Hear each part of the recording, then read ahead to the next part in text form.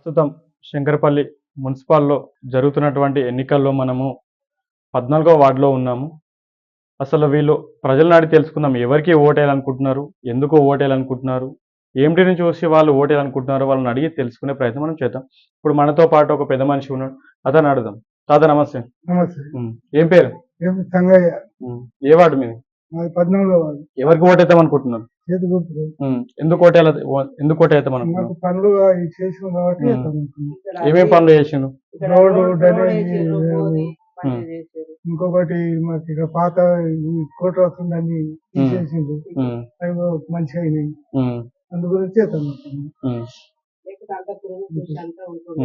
కాక ఇంకా సైడ్ 45 రోజులు వేసిండు. ఎవరు మీ వార్డు నెంబర్? ఎవరికి వేద్దాం అనుకుంటున్నాం? చేత మా వార్డు నెంబర్ చేత. అంటే అవతల వాళ్ళు ఏమనుకుంటున్నారు అంటే వాళ్ళు అసలు ఏమీ అభివృద్ధి చేయలేరని వాళ్ళ ఆలోచన. కళ్ళ కనపడుతుంది. అప్పుడైతే కేంద్రాల్లో ఉన్నట్టుండే ఇల్లు, రోడ్లు లేవు, స్తంభాలు అంటే మేము వేసుకున్నాం కానీ ఈ రోడ్లు డ్రైనేజ్ పెడతాను వీళ్ళు చాలా ప్రాబ్లం అక్కడ ముందుకు వస్తుంది.